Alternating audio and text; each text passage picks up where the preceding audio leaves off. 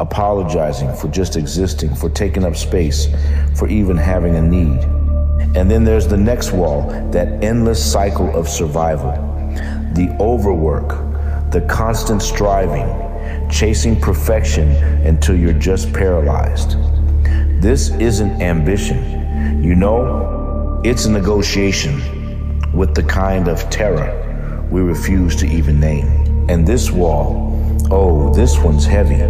It's the silence.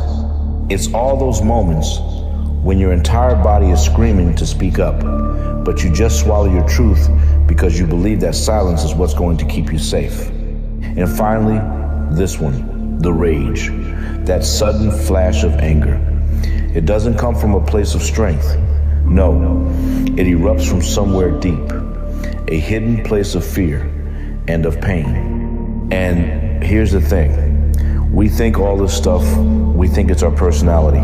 That's just how I am, but it's not.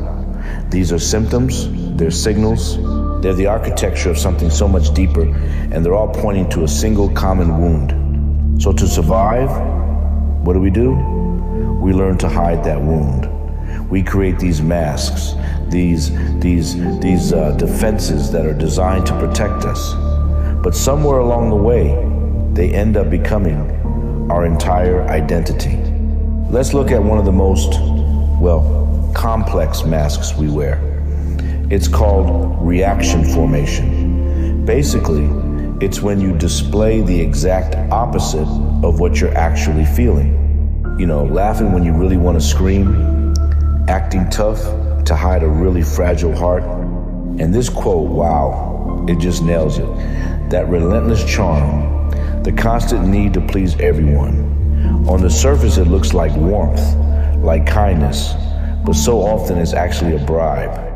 A desperate negotiation for a sense of belonging, all driven by a fear of being left out if our true self ever got revealed.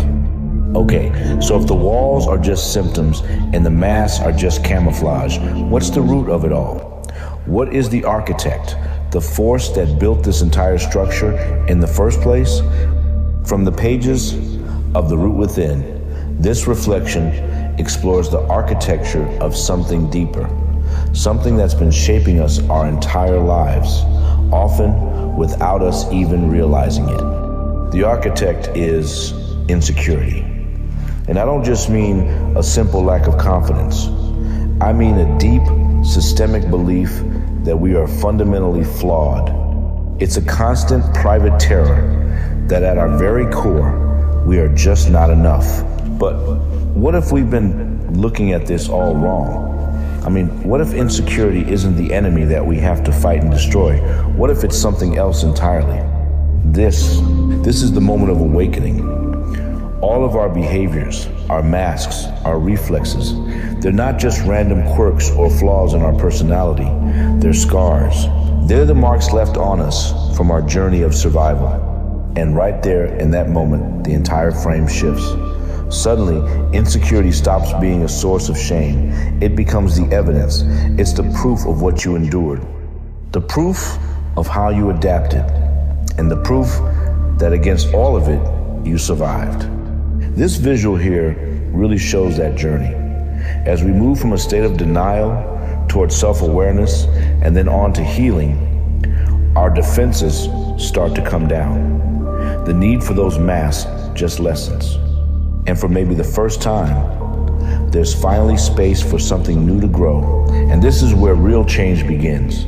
It's not about frantically trying to fix ourselves, to be better, to perform even harder.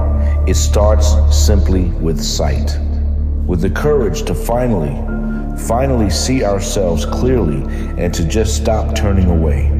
So what's left after the storm has passed, when the walls have collapsed and the masks are gone?